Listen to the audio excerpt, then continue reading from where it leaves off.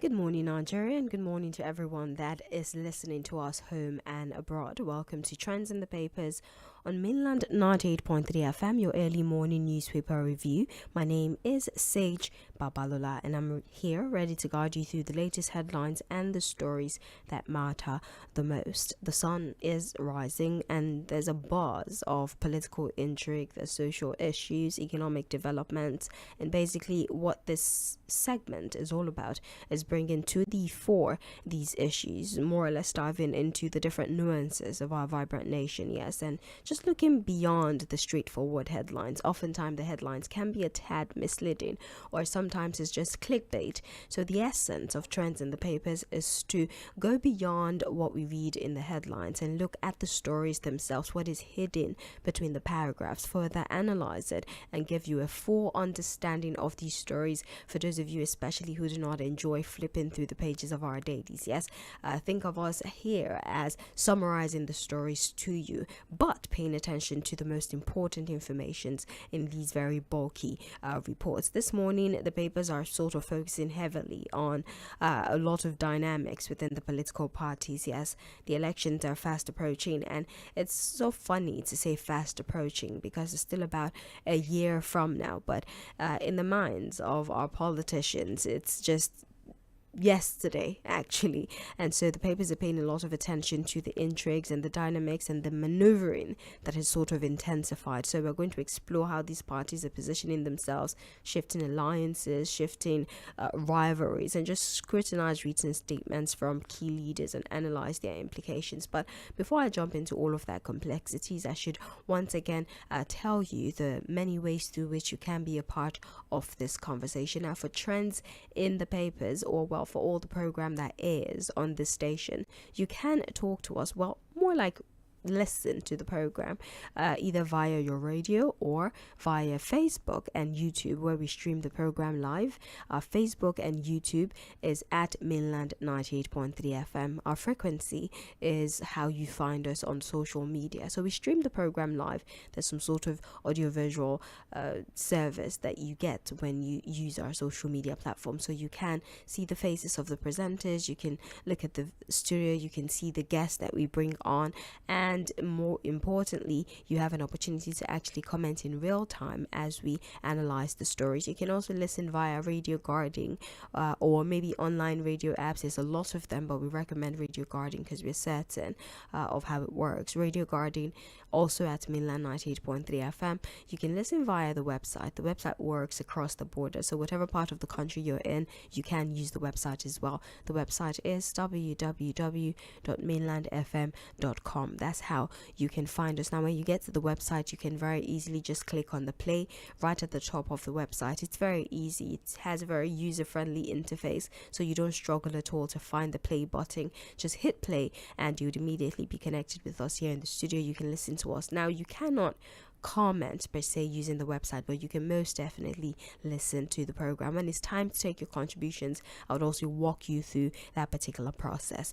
On that note, I'll say welcome once again to Trends in the Papers on Mainland 98.3 FM. My name is Sage Babalola, and I should apologize that we started some 2 minutes behind schedule. The commercial spilled, and I know that might be a little bit of today. And before I introduce our analyst of the morning, as always, I'd like to take us through some of the most prominent stories that trended over the course of the weekend. There were some stories over the weekend we weren't here. ᴛᴏᴜ certificate withheld for failing April clearance, NY comeback. Niger Delta will support Tinubu in 2027, says Utuaru pastor for cross-border drug trafficking. Radio station suspends general manager after criticizing Ebonyi governor. Adamawa denies distributing expired food to flood victims. Goes dust. Trump condemns killing of Christians in Nigeria, vows decisive action. PDP threatens to sanction prominent members for endorsing Tinubu's re-election bid. 9 mobile rebrands becomes Tibo needs since 1969, says Ohaneze.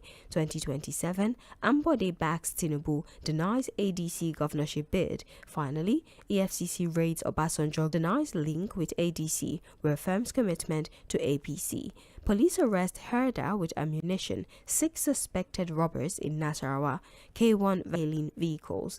OAU intensifies search for missing students, report case to police. And for the last story on the Vanguard newspaper, we have Daniel Ogun government disagree over alleged plan to demolish ex-governor's residence. So those are the stories that really had social media. We can talk very briefly about these stories and then link them to the most recent information we have on the front pages of our dailies this morning. We're looking at Guardian, we're looking at Punch, and we're looking at Vanguard newspaper.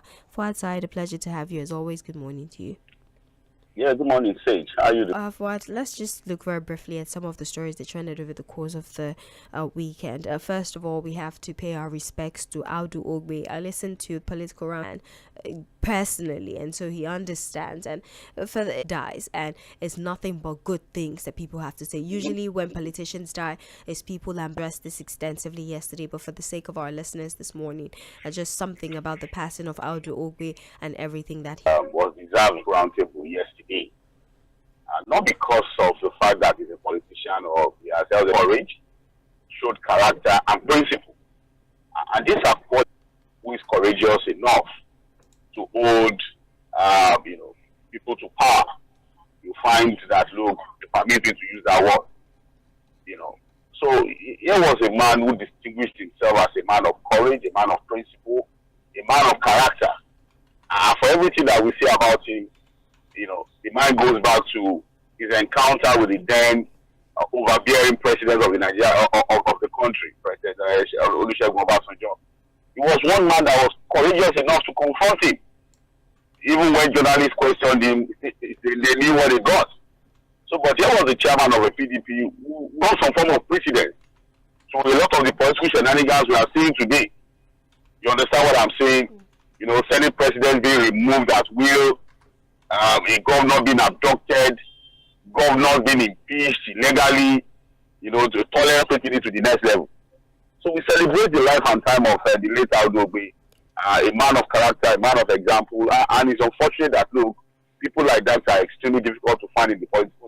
To tears for. He lived a good life. His legacy will continue to speak for him, and we can only hope that his passing once again signals those who are within the political weekend. Fuad, there was the conversation around the Raye. That's her nickname, but her name is actually Vita, the core member, the one who had spoken about the state of Lagos. Very controversial. I mean, Omoyele Sowore, who I would speak about in a few minutes, had put out a statement saying that her criticism of the government was responsible for her not being granted her NYC certificate. Now, there's been a correction, clearance. You're supposed to get clearance every month. Yes, you're supposed to, so her NYC was extended, of course, her serve, and she says it's because of the criticism. NYC says is misinformation. They did not give it to her because she did not complete her April clearance. Now, she's saying that the only reason she wasn't able to complete her event to her anymore is late. She should leave.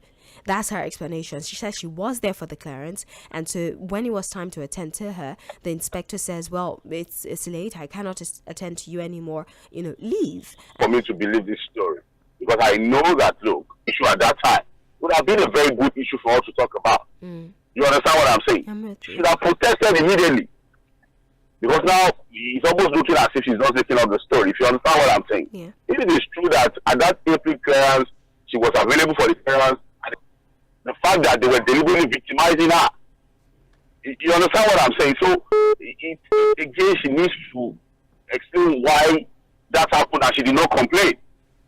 I'm not saying it's a lie. I'm not saying it's true. I'm just saying that, look, she should have raised the issue at that time. Whether you like it or not, whatever issue she raised, they were paying them. And I'm sure people would have listened to her. That, they are victimizing me. I'm here for my clients. And then they keep pushing me to the back only for them to say they cannot attend to me. Because I know that for NYC truly, if you miss any of the clearances, there's a possibility that you might not be given your certificate at the completion of the service year. Sometimes you are even punished by extension. Yeah. So, Omoyele Sowore, for anybody listening to me who may be in that kind of situation, you don't sit back. You raise the issue immediately. The social media, in fact, you can even silently be recording the situation as it's being done. You get to the point, they tell you to go back, you go back again, deliberately create that running out to the back, only for them to say they cannot attend to her again. Well, but it's what it is. We'll see what whatever is with her. I'm sure the issue will be resolved. Right. Well, she said they keep telling her, wait, and that's it. And NYC also says she's not the only one. There's about 131 other people, so her case is not special. And she's just what NYC should also tell us is the ship come for the parents and they keep telling her to go back. Only for them to say they can't attend to her again. Well, they did not address that. That statement followed NYC's explanation, and she said that, well, she made a safe available, but they kept telling her, wait, and then ultimately the inspector said, well, I cannot attend to you. She even claims that they seized her file. Those are some of the claims she made, that inspector seized her file as well. Why? She did not give explanation. So maybe if Omoyele Sowore, as you said, decides to push this again, we'll get more information. And speaking of... But if all this is true, I would just see this as unnecessary drama and misbehavior from the NYC official. I'm sure even the president that she criticized would not be interested in things like this. This does not even add anything or make the issue better. There are bigger things too. So, but like we always say on political anthem, eye service is also part of government service. There are people you don't even send anything; they just want to do it on their own to score cheap points. Right. But eye service is government service. Well, the burden of Omoyele Sowore, he's been released now. He was invited for questioning by the police. Is it the police now? I want to get it right so that we're not calling the wrong EFCC or DSM. I need to be sure who it is, because that happens a lot. Oh, it's not the reporter telling us. The Punch is what I'm referencing specifically. He was invited. He honored the invite by the press. He was seen to be physically injured because his hands were me reading verbatim what his comment was to the press after they came here. And I know the next thing they will do is try to bring the press to create the impression that I'm doing fine. I just want you all to know that all of this is unnecessary. What should have been done? They broke my hand. They have not been able to bring a doctor. They just brought a nurse. Instead of bringing the doctor, they went and they brought the media. I have been expecting it. End of quote. I just read that in part. So not only is he visibly upset about this, if they can get order from court to hold you longer than 24 hours, he's being accused of forging police document and well, I don't want to say torture. He broke his hand and they did not give him a doctor. Instead, they just asked the nurse to come see him. And then look, there must have been people within their system who are giving information to Omoyele Sowore. So all of this, he forged police document, he did it, and I always argue that Omoyele Sowore is different from Sahara Reporter. Sahara Reporter is a news platform, online news platform that has a legal, that stands as a. The second one is that, look, all of this back and forth between Sowore and the police, all of the information that he's able to get within the system, because again, they have not said that people within the system gives me information, or maybe, decides to leak an information to me. It's one of the codes and ethics of our profession. Nobody can force me to reveal my source of information. If you understand, all you can do is to say this is wrong or it's right, it's fake or it's real. And the onus of proof is on them. It's not even been released. I don't know if this helps the image of the police or if further dents it, if you ask me. And half of what he has been saying is that, look, the conditions of service, he was also one of the people that led the protest for police pension payment glasses. And we saw the guy that took the glasses. And he has been identified as somebody who works for the office of the PRO of the police force.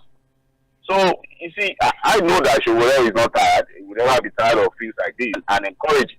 If you have he's been doing this since he was a student in the university. I don't think that there's any other thing that would, intimidated and tired of doing it. Somebody made a joke one time on X that Sowore probably has somebody made a joke on X that he's sure that Sowore always has a bag where he puts juice and everything, clothes, that when they come and carry me, I'm not caught on fresh with so much. Garify me, for example, will tell you that his bag was always hand ready. So anytime they come calling, he just takes it off. The whole story of assault and harassment. Right. Because the journalists at that point were asking the police guy, why did he have a bandage on his hand? The policeman said, oh, he didn't detain the guy who came with his bag and he didn't search what was in his bag. With a lot of questions. Actions. And even Abike Dabirera on X also says, Tağ is human. He has apologized. Let's be kinder to him since he has taken responsibility for what had happened. I know that he has been suspended from flying for now, and also the pilot, but is being investigated. They need to have more information before they know how to proceed. But everyone, well, not everyone, but a lot of people following the apology are now advocating, that you tamper justice with mercy, and for us to just, okay, fine, we'll just slap you on the wrist. Don't do that again. In the Nigerian music industry, Festus Keyamo put it, Minister of Aviation. The authorities temper justice with mercy.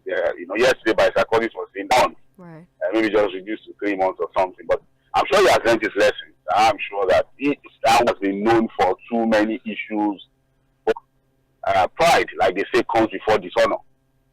He's a man that needs to understand that, look, even at his age, he should be toning things down now. If he has lived a life of, because again, as a very popular musician, if not one of the most successful Fuji musicians, I think he's used to being pampered. You see the way his fans take him.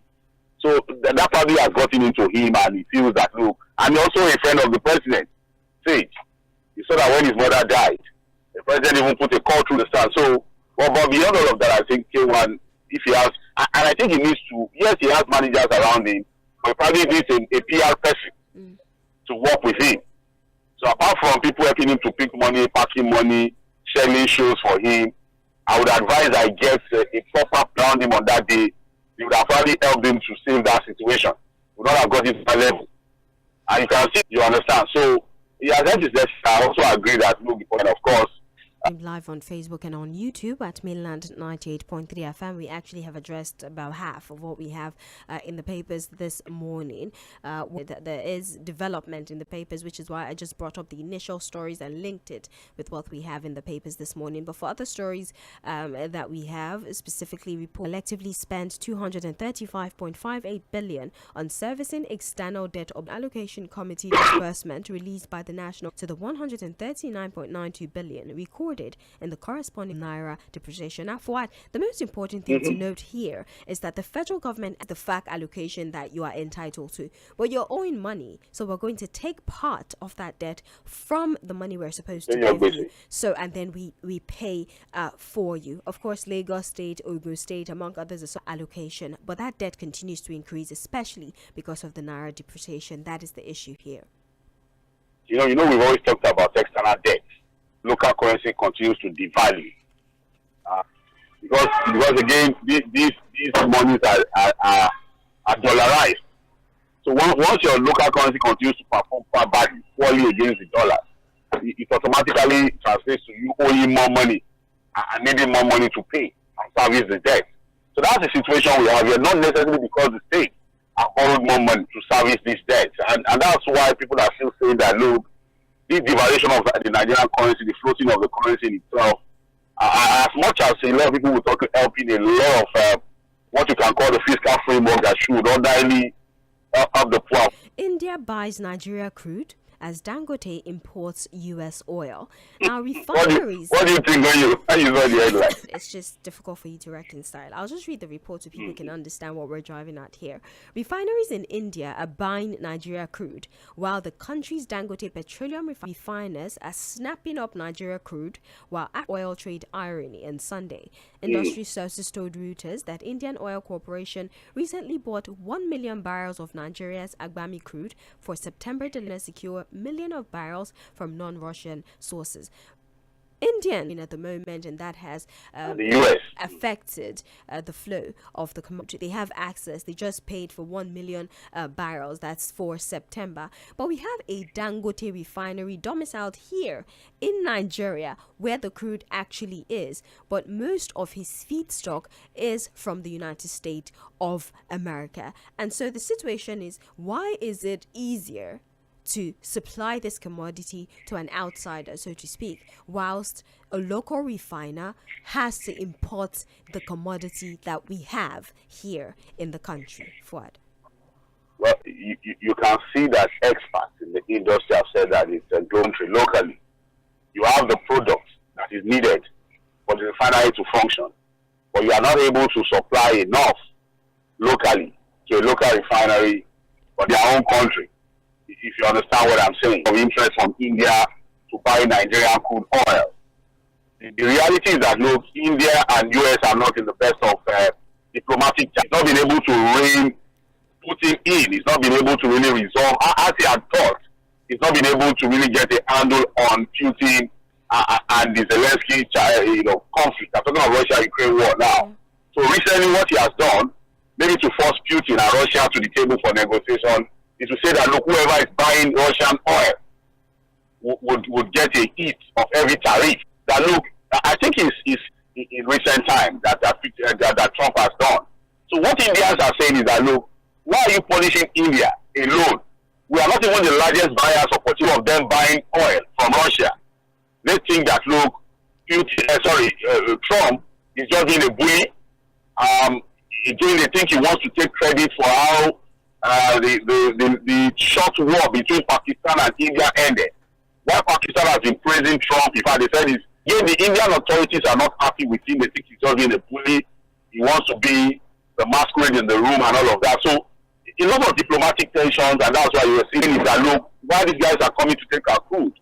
Dangote that needs them here locally is not able to get this crude, and it's unfortunate. A big irony, if you ask me. Well, that is the situation. Funny enough, Dangote's He's still going out there looking for crude to refine. That's why I'm highlighting it. The fact that despite he has to import crude, depending on because of the circumstances in which he gets his. Really? Well, even if you say you want to sell it, that's even a going situation. Well, there's still the problem. Pole umpire under fire amid ADC-APC attacks. The African Democratic Congress has said it will not take part in the administrator appointed to oversee the affairs of the state. Lacked briefing in Port Harcourt says, and I quote, the African Democratic Congress, River State is presently under martial law. When you are under emergency rule, you want to come out because he does not represent the Rivers people. So for what ADC River State is saying that the upcoming or the by-election that is coming up August 30, we will not participate because since you declared an emergency, you as somebody who can conduct these elections, and so we will not be participating in this charade, according to the secretary of the ADC in that state. For what it is, or they should just cut their losses and go along with this plan. Well, beyond the legality or illegality of the conduct of the in Rivers State is illegal. That's my position, and it remains so. So now bring an interloper, if you ask me. Anybody can do about it because it's about might against rights now. It's about your might is right now. The reality is appointment as a more in focusing on politics or on the political structure of the state. And that's how you can structure of the state. For example, say what people are saying. When he dissolved the conduct the election, his people are saying that there seems to be a legal aberration somewhere. What they have now done is through a federal government gazette of these elections. And what people are saying is that, look, there's a Supreme Court judgment on the conduct of this election. Reinstate him after the 6th month and allow a governor that was... Hello? I'm with you, Fuad. It's all politics. I saw a list yesterday, a list of people who will be running for the chairmanship position. From the Wike camp.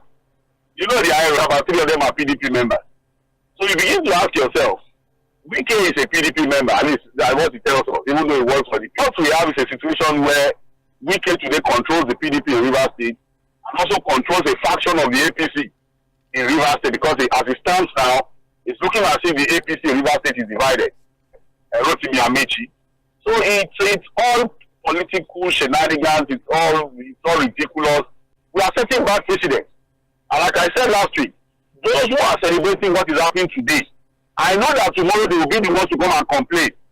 When the former war, that what Obasanjo did, and I know that in future, when the tables turn, they will not be the ones to come and complain again. But we are waiting for that time. Because as it stands, we are documenting everything for them. We are, like I said, there will be a president that will come in one day and do what they did in Rivers State today and do it in Lagos. The governor removed of 800,000 members in River State, right? Of course, they're welcoming Amici and Secondos. That is what it is with the ADC. But yes, we appreciate your newspaper. Bandits storm Kwara community, kill police officer, 4 others. The insecurity continues in Kwara. There's been there's been a wave of announced in that state. We do not know because it went from being borders some of these troubled states. Yeah. For example, there are parts of Kwara bordering. I have someone I know who has family members who are still in the kidnappers' den. They are demanding for ransom. The family has so far been able to raise 10 million naira from Kogi and I think the north central part of the country where these bandits are operating. Our heart goes out to all those who were killed, even the security operatives as well, by the way. So which means that our budget is going to suffer even more setback. 54.9. I think we put it at $75, the benchmark for us. So the budget deficit will probably go up. We'll probably be needing more money to borrow. You know this in my response. I'm very sorry about that. I understand. Trump condemned devastation in 15 states. We might need to take a break so I can pull myself.